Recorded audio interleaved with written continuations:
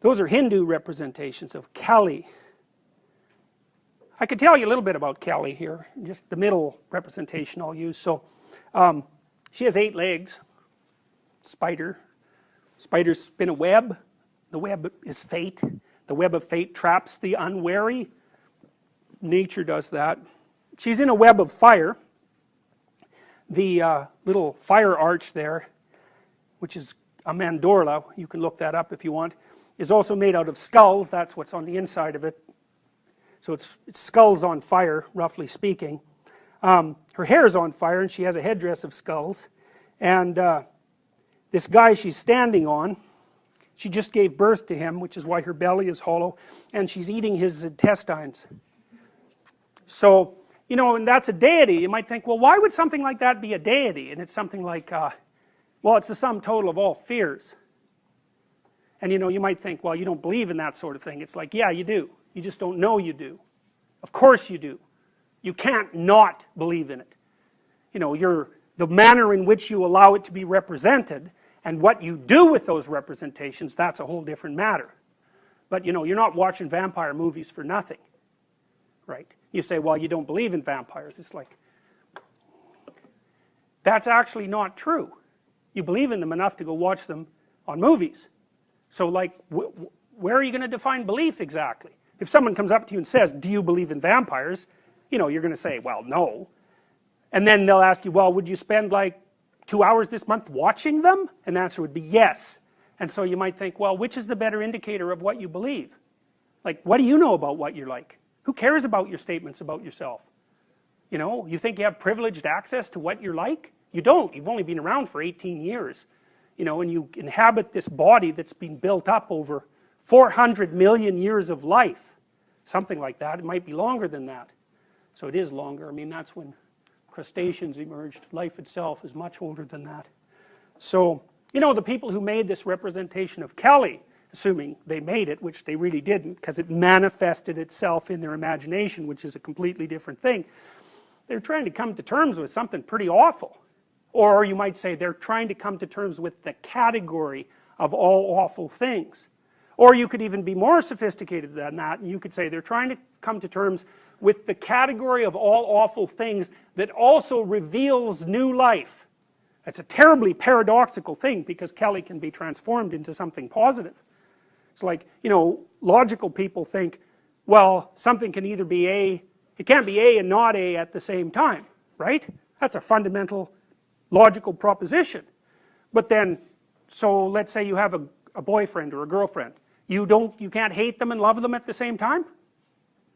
I mean, half your life or 3/4 of your life will be in that state, you know. Families, it's like, what is it, 50-50 love and hate?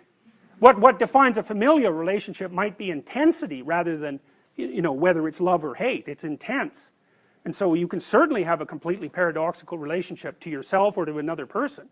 And so part of what happens with these symbolic representations is that they're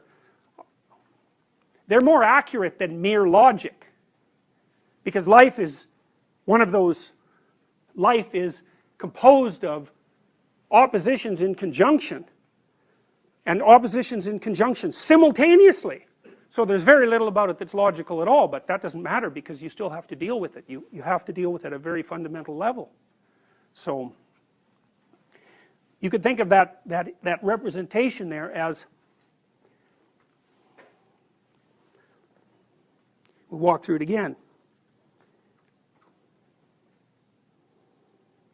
Let's think about things you should be afraid of. It's a funny category. Well, an animal wouldn't really have a category of things to be afraid of. What an animal would have is specific things they're afraid of. Okay, and so then the animal would have to learn, what do you do in the face of all those specific things that you're afraid of? So, you know, maybe you, I don't know, you climb a tree if you're a monkey and it's a jaguar, maybe, and you go under the underbrush if you're a monkey and it's a predatory hawk, something like that. You've got these individual escape mechanisms that are tied to the specific stimulus. But then there's human beings who are capable of abstraction. And so you might say, well, there's a class of things to be afraid of. It's those things that you should be afraid of. Those are the things that go bump in the night, right? You're always exposed to them when you go to horror movies, especially if they're not the gore type of horror movie. they're always hinting at something going on outside of your perceptual sphere, and they frighten you because you don't know what's out there. And so the Blair Witch Project was a really good example of that, because nothing ever happens in that movie, but it's, you know, it's frightening and not gory, so it's kind of an interesting horror movie. It plays upon the fact that you do have a category of those things to which you should be, those things about which you should be afraid. So it's a category, frightening things. And only something capable of abstraction could come up with the category of frightening things. And so Kelly is like an embodied representation of the category of frightening things. And then you might ask yourself, well, once you come up with the concept of the category of frightening things, maybe you could come up with the concept of what to do in the face of frightening things, which is not the same as what do you do when you encounter a lion, or what do you do when you encounter someone angry. It's a meta question, right? You could say, you may encounter a frightening thing.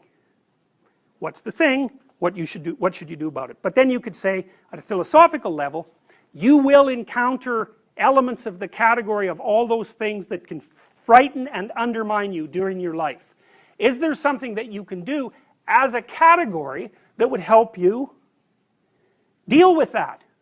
Well, and the answer is yeah, there are in fact, and that's a lot of what religious stories and symbolic stories are trying to propose to you is the solution to that. One is, approach it voluntarily, carefully, but voluntarily. Don't freeze and run away. Explore instead.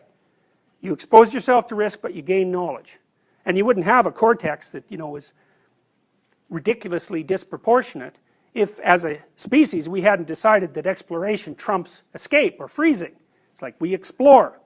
That can make you the master of the situation, so you can be the master of something like fire instead of just being terrified about it. So, and one of the things that's absolutely phenomenally fascinating, I think, is that one of the things that the Hindus do in relationship to Kelly is offer sacrifices.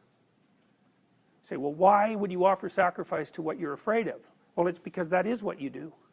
That's always what you do, is you offer up sacrifices to the unknown in the hope that good things will happen to you. So in a sense, you know, you're faced with something terrible, the uncertain future. That faces all of you, right? Something you're afraid of, no doubt. I mean, how many of you are worried about your future? Yeah, why?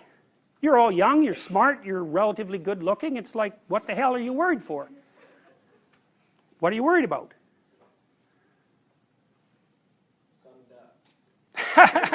Yeah, right in this classroom, right?